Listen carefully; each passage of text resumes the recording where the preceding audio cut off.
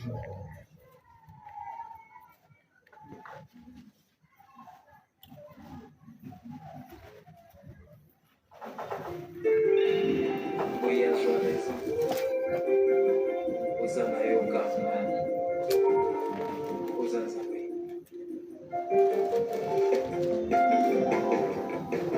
go. Shalom, shalom, bien-aimés dans le Seigneur. De partout là, vous allez me suivre. C'est votre humble serviteur, l'apôtre de vie, Lévitique 10, depuis Brazzaville. Bien-aimés, je crois, ici au Congo Brazzaville, nous partons vers 20h30 parce que depuis le matin, il n'y avait pas l'électricité. On a préféré reporter l'émission et commencer à cette heure-ci. Que Dieu vous bénisse. De partout là, vous allez me suivre, bien-aimés dans le Seigneur. Ce beau temps nous a permis de vous illustrer quelque chose de la part du grand Seigneur Jésus-Christ de Nazareth, qui nous a donné la thématique qui est intitulée « C'est donc ce temps difficile ».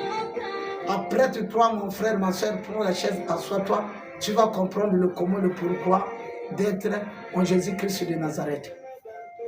Bien-aimés, shalom encore, bien-aimés, de partout là où vous me suivez, nous allons épingler quelque chose de beaucoup important que Dieu a mis dans mon cœur afin d'édifier les enfants de Dieu de partout là où vous êtes. Bien-aimés, nous sommes toujours en cette année 2025, d'où le 31 décembre 2024, le Seigneur nous avait parlé de l'année 2025, l'année qui était l'année de turbulence, selon l'ainsi dit le Seigneur. Et nous avons vu de partout ce qui s'est passé. Et aujourd'hui, par l'amour infini de Dieu, je viens encore vous dire quelque chose afin de vous préparer en conséquence. Chacun de vous, de partout là vous êtes, de prendre ses responsabilités et de se sauvegarder en tout temps, en toute heure, dans tout ce qui va t'arriver, circonstances négatives ou quoi, on doit se sauvegarder. Pourquoi, bien aimé? Ce mois de août, qu'on va commencer d'ici peu, est intitulé le mois de la malédiction selon l'ordre de l'Éternel. Le mois de août, c'est le mois de la malédiction. Bien-aimés, de partout là où vous me suivez, prenez garde à vous, vous qui êtes les enfants de Dieu. Le mois d'août, c'est le mois de malédiction. Ne faites rien par esprit de parti, ne faites rien par complexe, ne faites rien parce que les autres ont fait. Sauvegardez-vous, protégez vos enfants, protégez la famille et que la prière soit une évidence de chaque jour en ce mois d'août. C'est pour cela, bien-aimé, lecteur de la Bible va nous lire un verset clé que le Seigneur nous a donné pour ce mois d'août 2025. Zacharie chapitre 5, verset 2 à 3. Il me dit, que vois-tu? Je répondis, je vois un rouleau qui vole. Il a 20 coudées de longueur et 10 coudées de largeur. Et il me dit, c'est la malédiction qui se répand sur tout le pays. Car selon elle, tout voleur sera chassé d'ici. Et selon elle, tout parjure sera chassé d'ici. Bien-aimé, le livre de Zacharie vient de nous illustrer l'ainsi dit l'Éternel. La malédiction va battre son plein de partout dans le monde en ce mois d'août. C'est nous, chrétiens ou non chrétiens, qui ont crié à la parole sainte de Dieu, de se protéger de tous bords, de tous côtés, pour éviter des plus grands remue-ménages dans nos foyers, dans nos familles. C'est pour cela, bien-aimé, toi qui se comportais mal en ce mois d'août, cherche à te repentir sincèrement pour éviter les méfaits qui vont faire chemin en ce mois d'août. Beaucoup de choses vont encore s'effectuer de partout dans le monde. Beaucoup de personnes vont être trahies et beaucoup de personnes vont être exposées. Beaucoup de personnes vont mourir bêtement en ce mois d'août. C'est le temps de bien gérer nos enfants, dont l'âge varie de 1 année à 20 ans, doit être bien géré. Et il y a ces heures où, à partir de 18 à 19 heures, tu ne peux plus envoyer l'enfant aller faire les emplettes la nuit. Ça sera un danger permanent pour nous. De partout dans le monde, ce n'est pas seulement le Congo-Brazzaville, c'est de partout dans le monde, dont le mois août va être le mois de malédiction. Les conflits vont s'intensifier et les oppositions vont se naître de partout, surtout au milieu des hommes politiques. Les oppositions vont se naître de partout. Entre eux, il y aura des remue-ménages qui vont amener beaucoup de dislocations au milieu politicien. C'est le temps où nous qui sommes africains,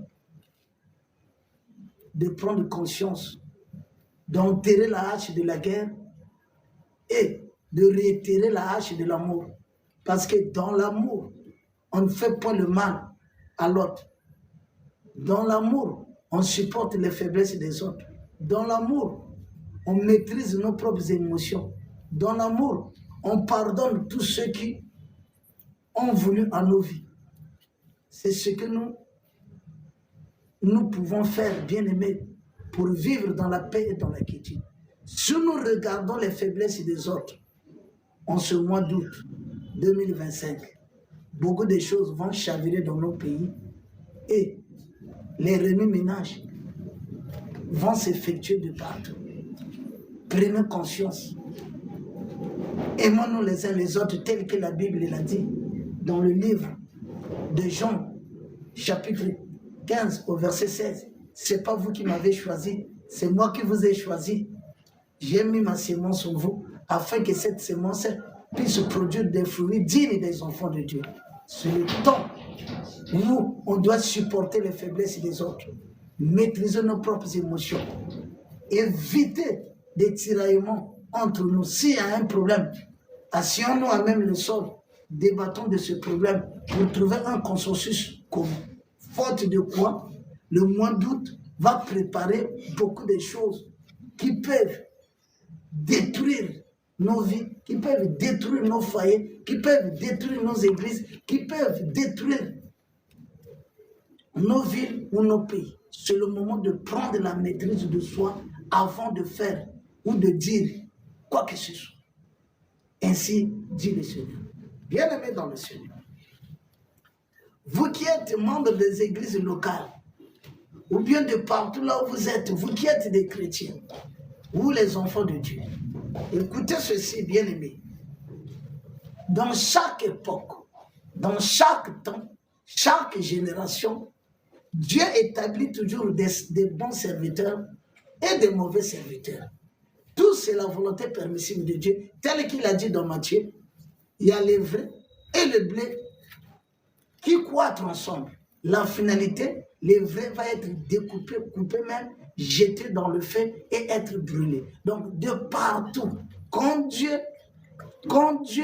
a créé le bien, il a créé aussi le mal. C'est pas pour rien, la Bible déclare dans le livre d'Ésaïe 47 au verset 7, la Bible dit quoi? Il a donné la prospérité et il a mis la diversité. C'est lui qui a créé les ténèbres et c'est lui qui a mis la lumière. Lui seul Dieu qui fait ces choses. Il déclare encore dans Isaïe 55, au verset 48, il ne donnera jamais sa gloire à une personne. Et dans Isaïe 48, verset 11, il dit, il est le premier et il est le dernier. C'est pour cela, bien aimé, s'il y a les biens, il y a aussi les faux. S'il y a le bien aussi, il y a le mal. S'il y a le faux, il y a le bien. On ne peut pas juger quelqu'un par ce qu'il a dit. On juge quelqu'un par rapport à son résidu comportemental de tous les jours. Parce que chacun de nous peut commettre de l'erreur. Chacun de nous peut s'énerver et sortir des paroles négatives dans sa bouche. Il n'est pas dit que quand quelqu'un sort des mauvaises paroles dans sa bouche, il devient carrément faux. Les erreurs sont partout. Qui que ce soit que Dieu a créé commet l'erreur. C'est pas pour rien, Dieu n'a pas permis que la tour de Babel soit érigée. C'était pour éviter que le monde entier ne puisse pas parler le même langue, les mêmes paroles. Et les mêmes dires. Parce que Dieu a préféré assurer la tour de Babel. Simplement, c'est pour vous dire que chacun de nous est appelé à commettre quelques fautes et des erreurs. Et bien aimé de partout là, vous me suivez, serviteurs de Dieu. Ici-bas sur la terre, il y a des hommes nés de papa et maman, mais qui sont des hommes ou des personnes démoniaques ou des hommes démons. Même il y a des pasteurs aussi, des pasteurs démons. Donc personne ne peut juger l'autre par apparence. Juge quelqu'un selon son régime comportemental et la sémence que la personne a au fin fond de lui. Quand vous jugez par apparence, bien aimé, un jour, on va désavouer tous les serviteurs que Dieu nous a donnés au profit des mauvais. Il y a des hommes démons et des serviteurs démons.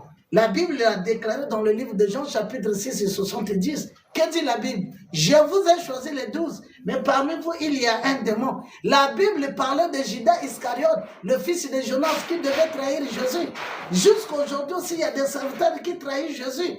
Il n'est pas dit que s'il y a 5 ou 6 serviteurs qui ont trahi Jésus, et tous les autres aussi deviennent des faux, vous insultez, vous parlez mal, vous demandez à l'État d'assurer les églises. Bien aimés, laissez-moi vous dire aujourd'hui, à cœur voyant que s'il n'y a plus les églises de partout dans le monde va sombrer dans l'obscurité et le monde va s'éteindre par des coups de fusil et de couteau. Il n'y a que l'église qui est porteur de la quiétude et de la paix dans tous les pays du monde.